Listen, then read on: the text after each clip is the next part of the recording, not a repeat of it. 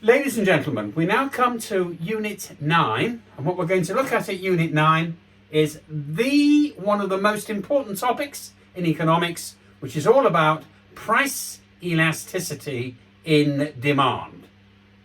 Now, up till now, we have assumed that the following: that the shape of the demand curve, which shows the relationship between price and quantity, is at 45 degrees. So if this is the demand curve and we put the price up by 10%, what's going to happen is that the quantity is going to be go down by 10%. One of the questions that we haven't asked is that given that there is a demand curve, does it make sense for the producer to raise the prices or not? That's one of the things we're going to have a look at. It might even make sense in certain situations that the producer might lower his prices in order to be able to sell more. All this depends on the issue that we're going to have a look at now, which is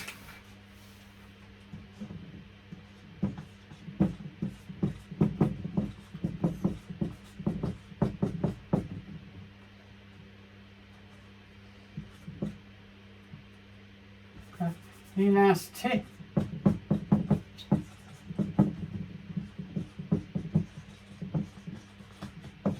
Price elasticity of demand, or PED for short, right? PED. Now, in this situation here, this might be typical for if you go to a restaurant. Or no, say you're going to McDonald's, right? That the cost of a McDonald's meal, right, is P1, or McDonald's type meal is Q1.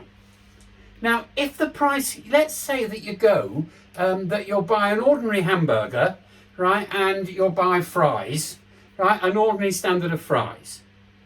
If they put the price up, then it might be that you buy a smaller hamburger, right, and you'll buy a smaller and a smaller fries, right. If they put the price down, you might buy a dessert as well.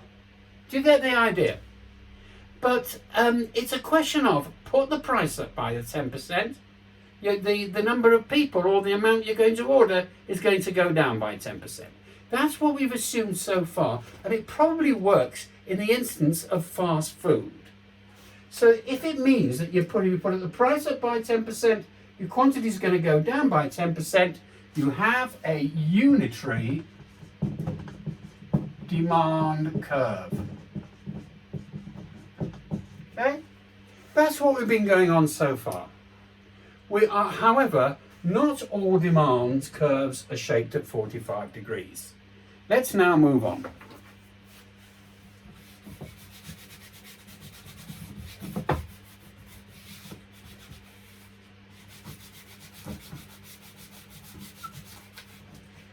Let's pick something else. Right? Let's say that we're going to be having a look at foreign vacations. Now, foreign vacations are fun. You know why? Because you know how you often see adverts saying, fly with us, right? We'll give you cut price flight, free transfers, and cut price hotel. Right? And instead of having to pay $2,000, right, for a family vacation for two people, we're going to cut it down to $1,500, special deal, $200 off. Now, what can happen is that if you make foreign vacations even slightly cheaper, you're going to get a lot more people coming. Conversely, if they suddenly feel that the price of travelling abroad has gone up, you're going to get an awful lot of people vacationing at home. So for foreign vacations, let's put it here.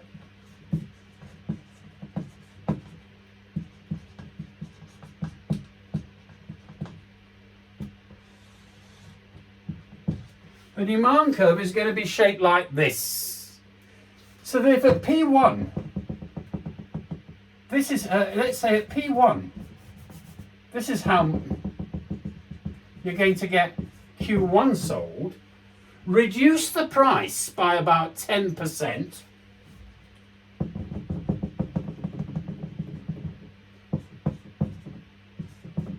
You're going to get a small reduction in price from, let's say, $2,000 to $1,800, and you're going to get a woof in the number of people that are going to be signing up for the foreign vacation. Do you understand?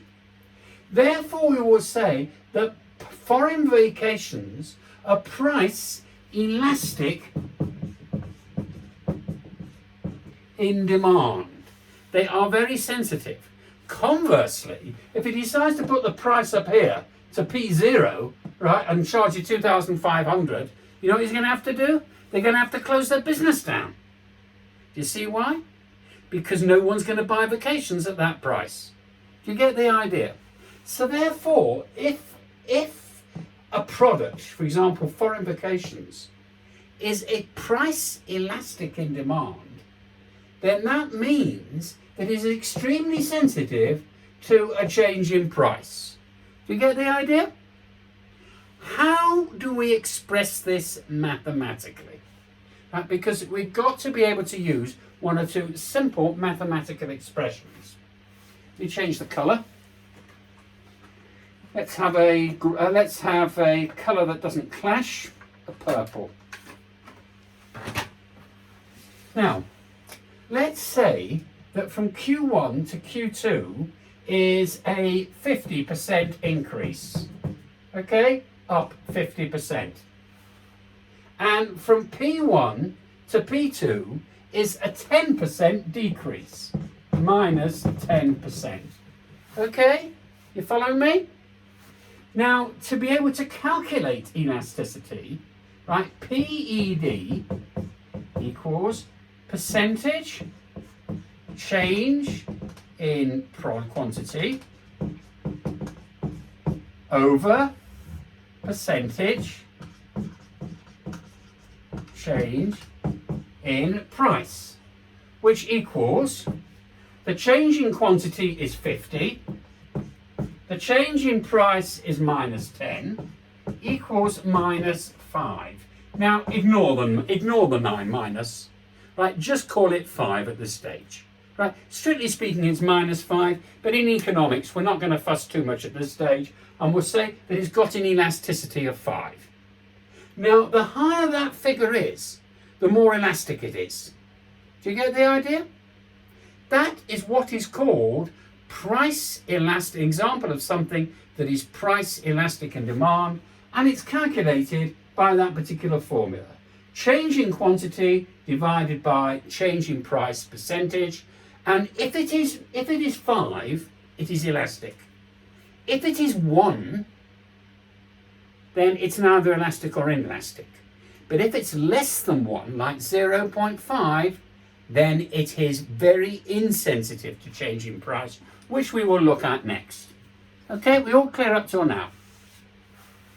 Let's look at the next thing. Take this off. Keep the thing at the bottom.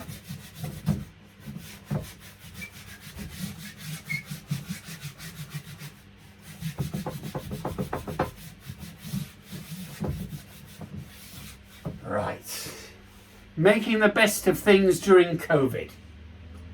Let's look at the next one. We're going to pick something else now. Let's say that we're dealing with the costs of a pizza at break time on Friday, when you're very hungry.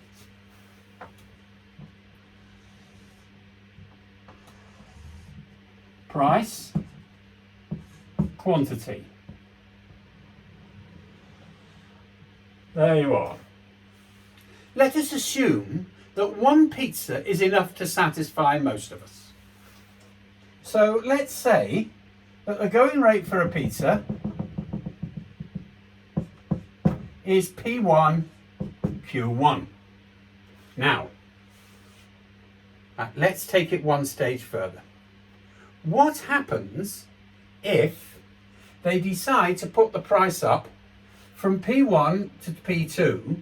Let's say in the case of our school, our cook decides that he's going to go from 10 shekels to 15 shekels, or rather a 50% price hike. from P1 to P2. P1 is the old price. So there's going to be a big rise here in price. What's going to happen? Are people going to stop buying pizzas in school? Not on Friday morning after period 2. That's not going to happen.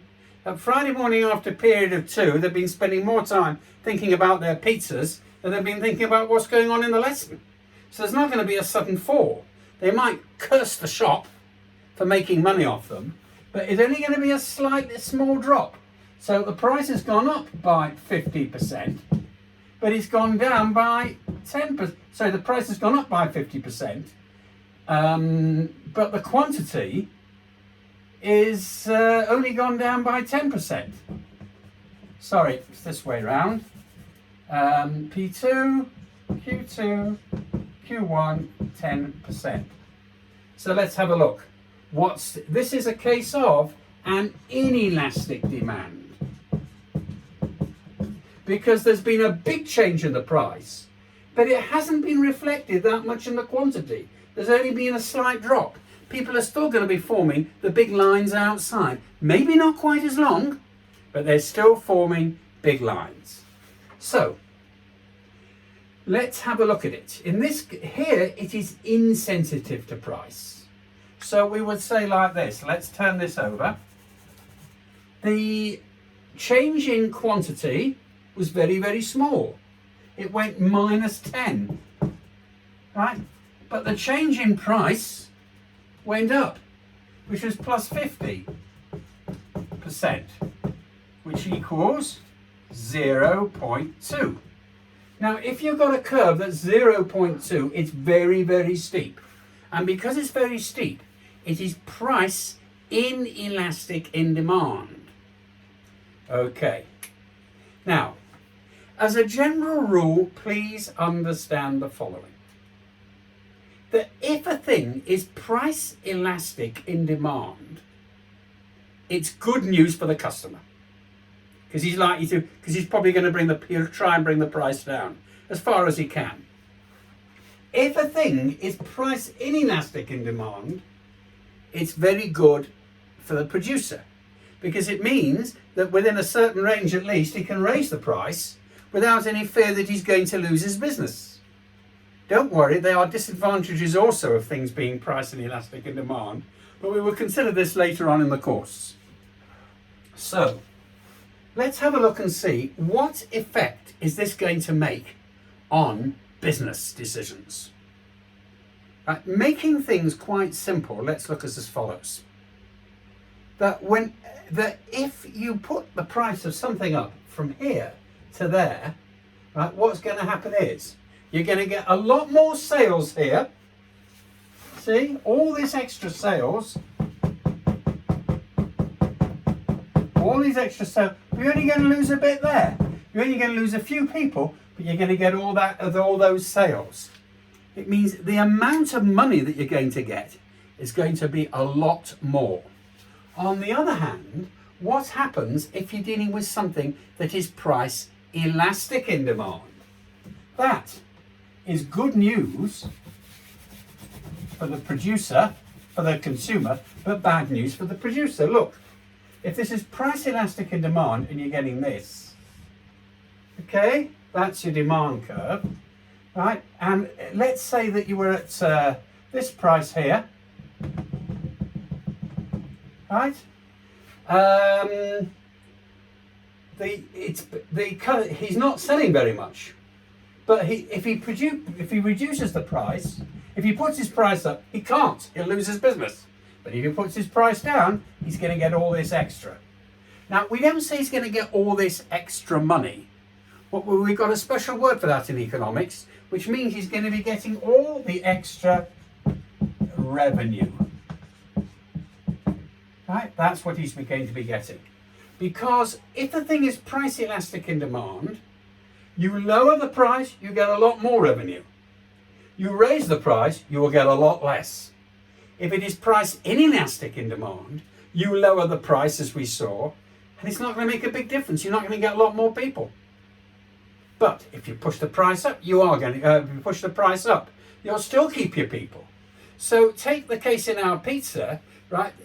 Even if our cook, our chef, was able to reduce the price from 10 shekels down to 5, he's got no reason to do so, because you know why? He's not going to sell that many more at 5. If on the other hand he puts the price up 15, right, it's not going to make much difference to him either. So as long as the thing is inelastic in demand, that's very important for the producer to know, because he knows he could be onto something good. On the other hand, if thing is elastic in demand, right, then he knows that only way he's going to be likely to be selling more and making more money is not by raising the price, but by lowering the price. So that's the reason why it's very important to understand that elasticities mean everything when it comes to production. Before somebody produces anything, he's going to ask his question, how price elastic in demand is it? Because if it's something that looks as going to be successful, he can push his prices up. That's a lot more profit. If it's going to be something that's going to be unsuccessful, what can he do? Right? But if the thing is price elastic in demand and he sees it successful, he's not going to be putting his prices up because he's going to lose his business. He might consider putting his price down slightly and then maximizing his sales. But he can't put his price down forever. You know why? Because unless he can cover his costs, he won't have any profit to make. And even if he puts his price down to here, but his costs are higher, he's still going to lose his business, however many he sells, because he needs to make profits on everything that he actually sells. Are we all happy up to here? Right? So we now know how to calculate price elasticity, right? And the higher the figure, when it's more than 1, it's elastic. When it's less than 1, between 0 and 1, it is inelastic. That's the first thing. The second thing, which is extremely important, is why do we need to know? And the reason that we need to know about elasticities is for the reason that if a business decision is going to be made and he or she wants to improve his business, if it's elastic, he's going to see what she can do with, can he reduce the price a bit and sell a lot more, but he's not going to push the price up. But that's if it's elastic. But if it's inelastic, he'll be asking the question of, how high can I push my price and still remain in business? So this is one of the key reasons that elasticities is so central to economics. But as we will see in future units, there are lots of other dimensions that actually come into price elasticity of demand. We now are ready to finish up.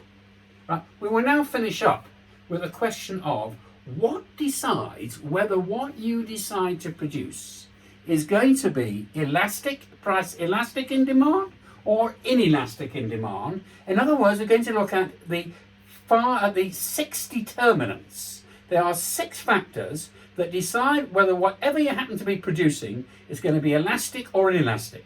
For example, light bulbs are likely to be highly inelastic in demand because we need light bulbs, and even if you double the price, people are not going to go in the dark. You see? On the other hand, foreign vacations that we looked at are going to be likely to be highly elastic in demand.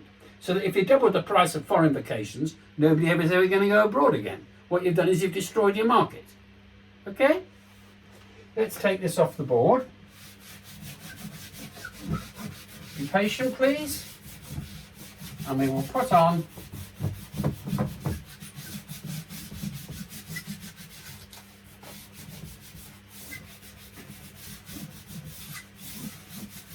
the 6 determinants. Right. Determinant number 1, right? Determinant number 1 is whether a thing is price elastic in or not, is are substitutes available?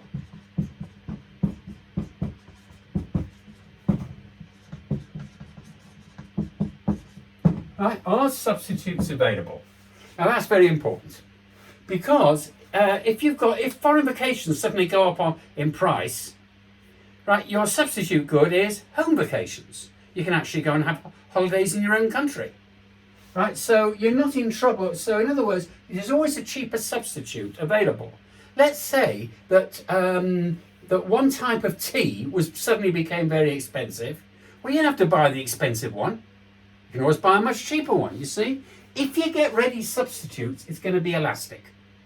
If you're not going to be getting, if you have to have that thing and there's no substitute for it, it's going to be elastic. Okay, next one. Branding. Branding. Now, Nike, Apple, they're all quality branded products, right? They're quality products and they're branded products.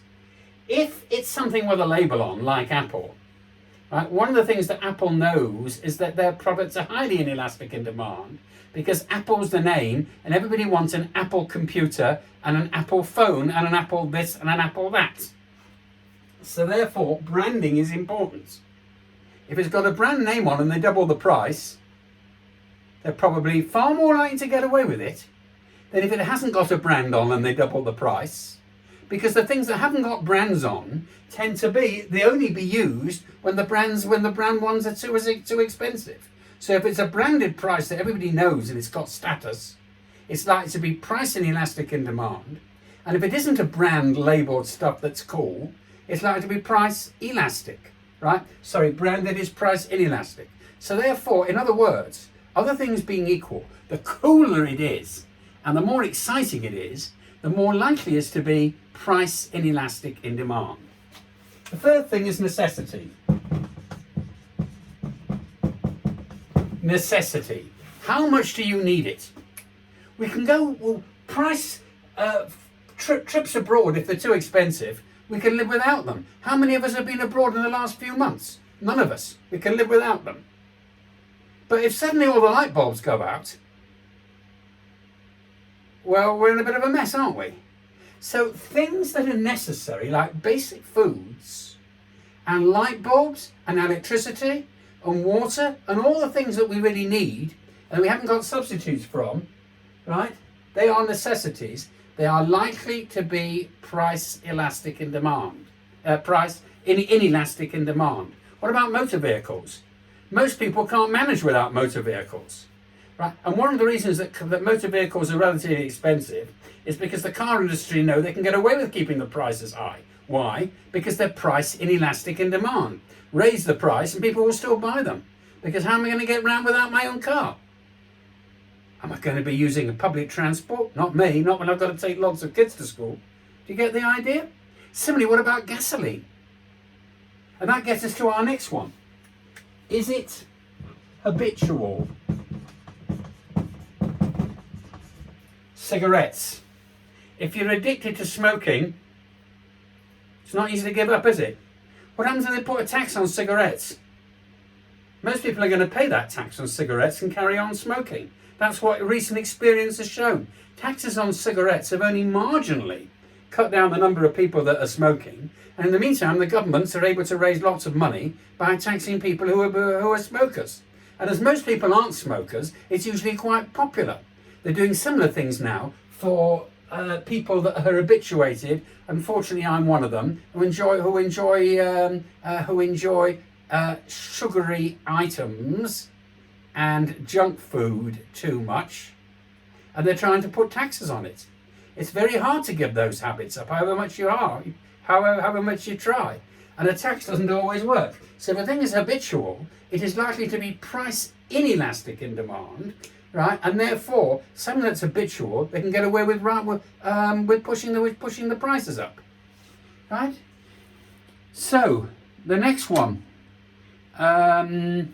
Proportion of income.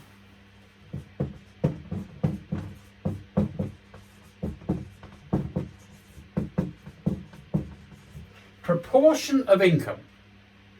Now, some things actually don't take much out of your income. For example, if the cost of a light bulb, and I'm using that example again, suddenly doubled, you spend your money on so much other things apart from light bulbs that most of it would grumble, but we wouldn't particularly complain about it, would we? Right? Light bulbs, right, don't take a big proportion of our income. On the other hand, what would happen about something that does take a big proportion of income? Let's take the example of school fees. Let's say that the school fees were raised by 20%. There'd be a lot, and no scholarships were given. A lot of parents would say, sorry, I can't afford to pay that extra 20%. I'm taking my child out of the school. And I'm not going to let them have private education. For the reason that school fees take a very big proportion of a lot of family budgets. Do you understand? So therefore schools, private education, is something that is likely to be price elastic in demand, whereas light bulbs are likely to be price, because they take a big proportion of the income, and if the percentage goes up, people are going to say, sorry, we can't afford this, whereas light bulbs are only going to take a low percentage of our income. And finally, I've kept this one for the end. It's not official, but here it goes. Number 6, who's paying?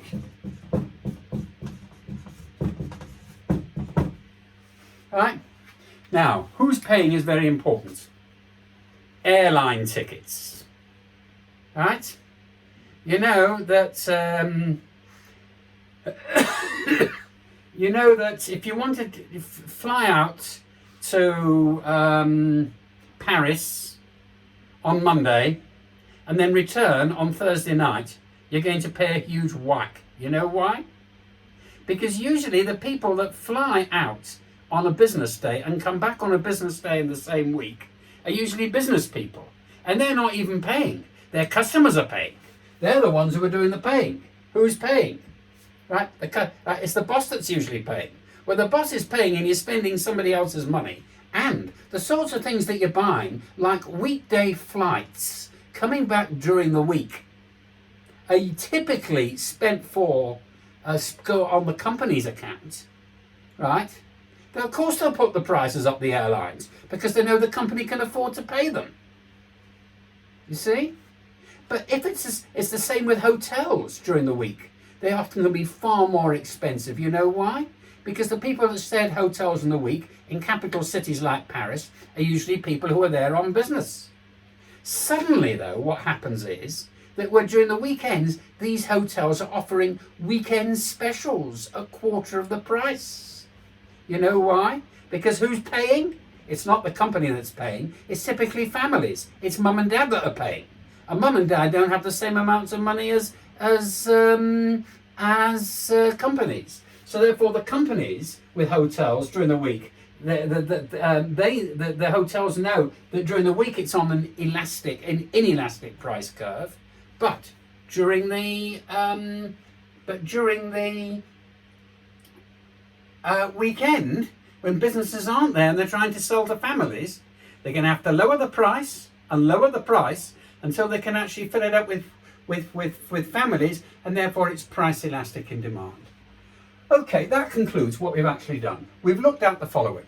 We've firstly looked at that we've established the fact that not all curves are at 45 degrees, right? That different products, some of them are sensitive to change in price, they're price elastic in demand. Some that are insensitive to change to price, they are price inelastic in demand. That's the first.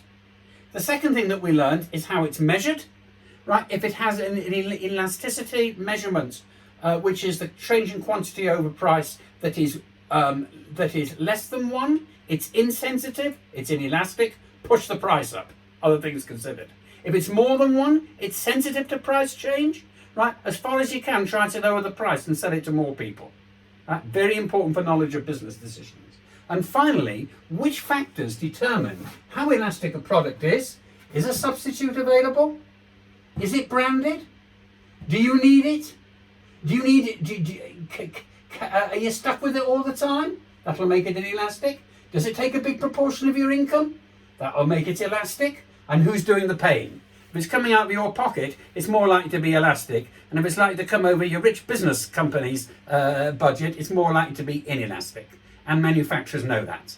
So that's the reason why knowledge of price elasticity of demand is very important for consumers. When it is elastic, it's likely to be more favourable to the consumers, and when it's inelastic, it's more likely to be favourable to the producers. Ladies and gentlemen, thank you very much for taking part, and our next talk is going to be on price elasticities of supply and other elasticities.